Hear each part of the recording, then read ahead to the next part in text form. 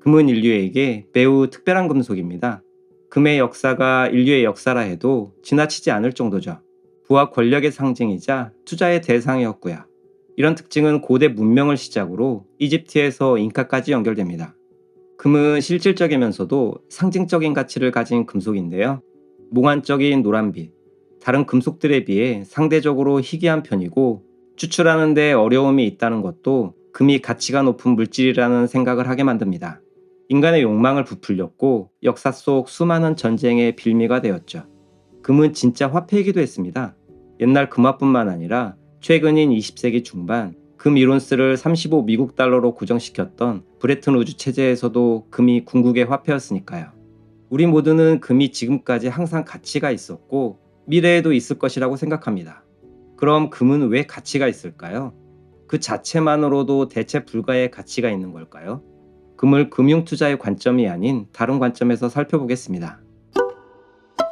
금처럼 가치 있는 금속으로 인정받으려면 적당한 희소성이 필요합니다.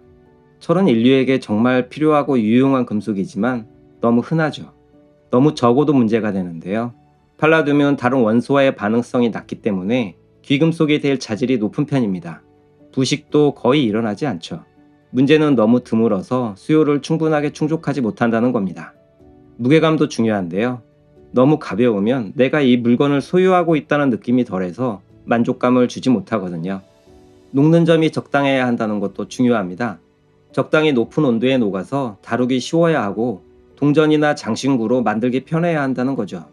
백금처럼 녹는 점이 1768도면 과거에는 거의 불가능에 가까웠을 거거든요. 당연한 말이지만 독성이 있거나 방사능에 있는 물질도 안 되는 거고요. 놀라셨죠? 주기율표를 여기서 보게 되다니. 긴장하지 마세요. 복잡한 화학식을 설명하려는 건 아니니까요. 단지 금이 운이 좋은 녀석은 아니었을까 하는 이야기를 하려는 겁니다. 잠깐 주기율표를 살펴볼까요?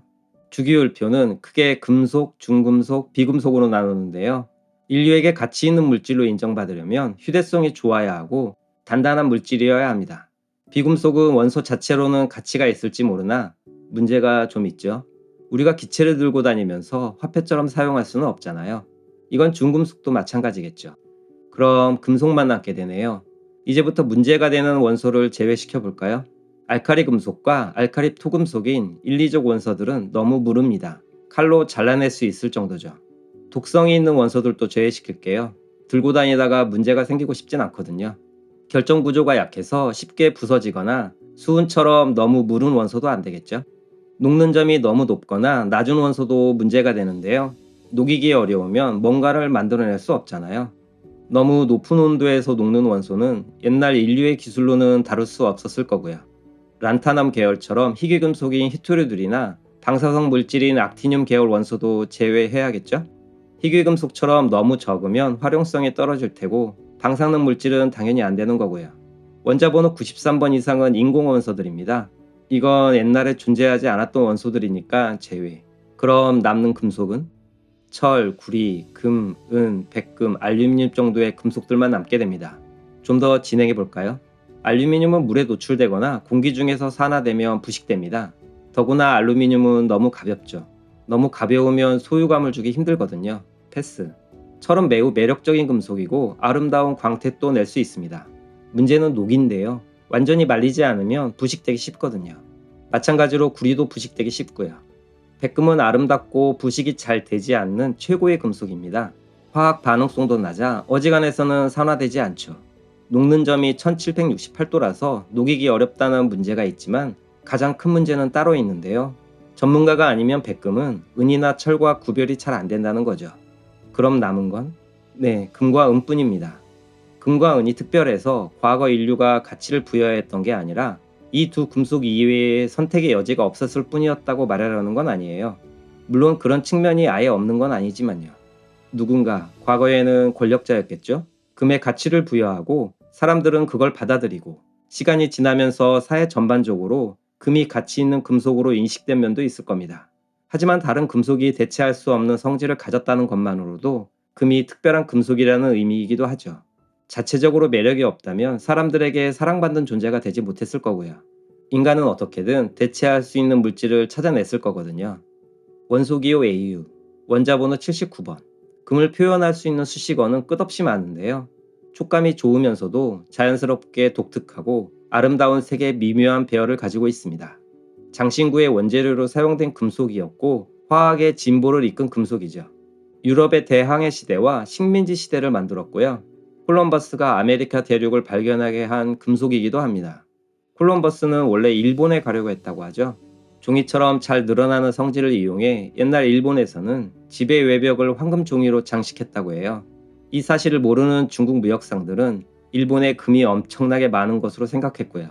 소문은 유럽에까지 퍼져 콜럼버스가 금이 많은 일본에 가기 위해 항해를 시작했다고 합니다. 그럼 금은 언제부터 인류에게 대접받기 시작했을까요? 대략 기원전 5000년경부터 금을 사용했다고 합니다만 인류에 본격적으로 등장하는 시기는 고대 이집트부터입니다. 고대 이집트의 파라오였던 람세스 2세가 누비아 왕국을 정복하면서 그 땅의 풍부한 자원을 이용할 수 있었죠. 누비아 왕국은 금이 풍부한 땅이었거든요. 이집트 단어로 금은 NUB입니다. 누비아는 NUBIA고요. 침략자의 관점에서 보면 누비아 왕국은 금이 많은 땅이었던 거죠. 사실 이집트 유적지는 고대부터 약탈되어 왔습니다. 금으로 만든 장신구들이 거의 남아있지 않았죠. 고대 이집트의 역사가 황금의 역사가 아니었던 이유였고요. 1922년 투탕카멘의 무덤이 발견되기 전까지는요.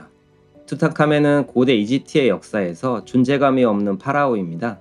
실제로도 제위 기간이 10대 초반부터 후반까지였고요. 어린 나이에 파라오에 올랐으니 힘이 있을 리 없었겠죠. 그런데도 무덤에서 아름다운 황금 마스크와 황금 유물들이 꽤 나왔습니다.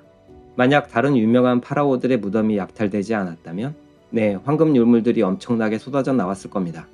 물론 그렇더라도 발굴된 유물들은 이집트가 아니라 영국의 대형 박물관에 전시되어 있겠지만요. 영국 제국시대 때의 무식함이란 상상을 초월하니까요. 이렇게 장신구나 부와 권력의 상징으로만 사용되던 금이 현대에 와서는 다른 쓰임새로 각광받기 시작하는데요. 전자공학의 발전으로 금은 전자회로의 핵심 금속이 됩니다. 금은 느릴 때 파괴되지 않고 계속 늘어나는 연성이 좋고 부식이 전혀 없거든요. 이런 특성 때문에 반도체 칩의 가는 연결 도선으로 이용되고 있죠. 금은 미래의 금속이기도 합니다. 우주 항공 분야에서 금은 없어서는 안 될 가장 중요한 금속이죠. 우주로 쏘아 올린 비행체는 내 손을 떠나고 나면 수리가 거의 불가능에 가까운데요. 우주 비행체가 또 한두 푼도 아니잖아요. 개발자라면 당연히 수십억을 쓰는 장비에 극도로 신뢰할 수 있는 물질을 사용할 겁니다. 그리고 그들의 선택은 금인 거죠. 부식은 없는 것과 마찬가지고 화학 반응성도 낮기 때문인데요. 얼마 전 발사된 제임스 웹 우주망원경 기억하시죠? 이 우주망원경에 들어간 수많은 부품들에 금이 이용되었습니다. 직경이 6.5m인 18개의 금빛 거울은 금이 왜 미래의 금속인지 보여줍니다. 우리나라는 금이 비교적 풍부한 편인데요. 신라시대에는 금이 너무 많아서 옥보다 가치가 낮았다는 이야기도 있을 정도죠. 본격적으로 금 채굴이 일어난 시기는 일제강점기입니다. 평안북도의 운산금광은 아시아 최대의 단일 금광이었고요. 일본을 금 생산 세계 4위로 만들어줄 정도였으니 매장량이 얼마나 많았을지 짐작할 수 있죠. 2012년 남쪽 지역만의 데이터지만 우리나라의 금 채굴량은 335kg인데요. 일제치하였던 1932년부터 36년까지의 채굴량을 보면 얼마나 금 수탈이 활발했는지 알 수 있습니다. 그 당시 일제는 한반도 전체를 들쑤시고 다니며 금강을 개발했으니까요.